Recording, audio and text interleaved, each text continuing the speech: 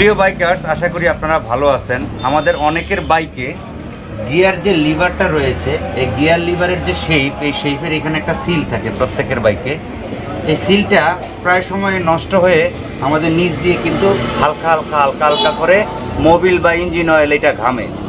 তো আমার এটা হলো এফজেড গাড়ি। এই এফজেড গাড়িতে কিভাবে আপনারা এই গিয়ার শেপের যে সিলটা রয়েছে, এই সিলটা আপনারা চেঞ্জ করবেন, এটাই আপনাদেরকে দেখাচ্ছি। এটা একেবারেই সিম্পল প্রসেস, আপনারা ঘরে বসে এই কাজটা করতে পারেন। তো এই সিলটা আপনারা শোরুমে 40 বা 50 টাকা দিয়ে কিনতে পারেন, কিন্তু আমার মানে আশেপাশে কোনো শোরুম নাই। তো আমি কি করলাম, ইঞ্জিনের কয়েকটা গুরুত্বপূর্ণ সিল একটা প্যাকেজে আসে, এখানে অনেকগুলো সিল থাকে ইঞ্জিনের। এই ভিতরে আমাদের এই সিলটাও রয়েছে। তো এটা আমার 250 টাকা দিয়ে ক্রয় করতে হয়েছে। এখানে প্রায় 5-6টার মতো সিল আছে, একটু দেখেন 5-6টার মতো সিল আছে। তো এখানে আপনাদের যেই স্টক যেই ইয়েটা থাকবে, সিলটা থাকবে, এই সিলটা একটু দাদা একটু কাছ থেকে একটু দেখান, আমি একটু আপনাদের একটু বোঝাই দিতেছি। এই সিলটা তো ভিতরে লাগানো থাকবে। যখন আপনারা এই সিলটা বের করবেন, একটু ফোকাস দিয়েন, যখন আপনারা সিলটা বের করবেন তখন এই বাইরের বডির সাইডে কখনোই কিন্তু স্ক্রুড্রাইভার দিয়ে গুঁতা দিবেন না। আপনাদের যে শেপ রয়েছে, শেপের ভিতরের সাইডে এরকম হালকা করে ঢুকাই এরকম টান দিলেই আপনার হচ্ছে এই টোটাল সিলটা চলে আসবে। তো এই হচ্ছে আমার স্টকের সিলটা। এই সিলের ভিতরেও দেখেন অয়েল সিল, ভিতরে একটা স্প্রিংয়ের মতো দেখা যাচ্ছে। তা আমাদের এই সিলটা খারাপ হয়ে গেছে। তো এখন আমরা এই সিলটা পরিবর্তন করে আমরা আমাদের এখান থেকে একটা সিল লাগাবো। আমাদেরকে দেখতে হবে সেম মাপের সিল কোনটা।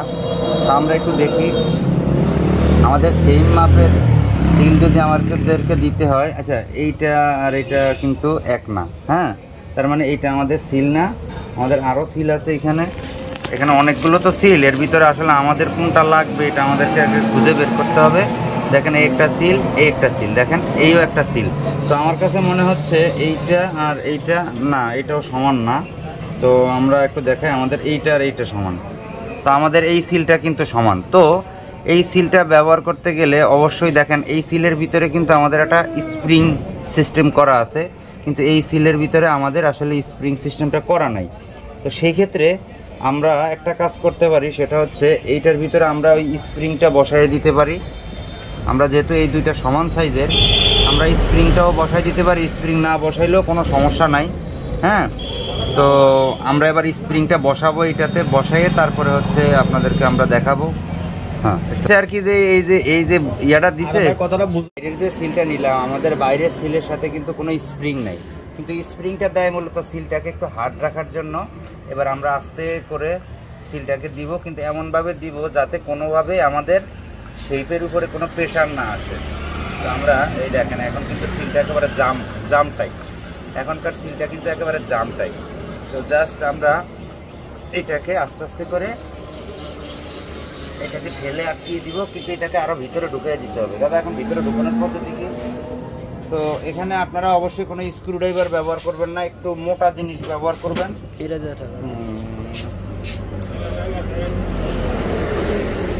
তো আমরা এবার হচ্ছে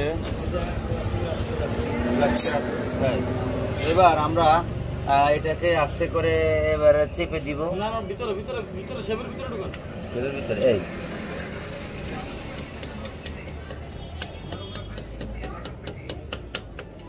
তো মোটামুটি এটা ঢুকে যাচ্ছে সুন্দরভাবে, মানে কোনো ধরনের যাতে আলাদা কোনো প্রেশার না পড়ে। তো এবার একটা পাশ আমাদের এখনো রয়ে গেছে, ওই পাশটাকে আমাদের একটু ঢুকিয়ে দিতে হবে।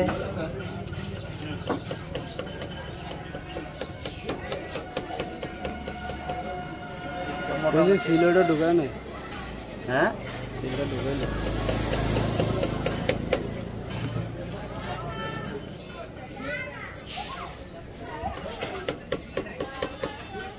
তো মোটামুটি আমাদের এটা এখন জাম ফিটিং হয়ে গেছে। আশা করি এখন আর এটা কোনোভাবে কোনো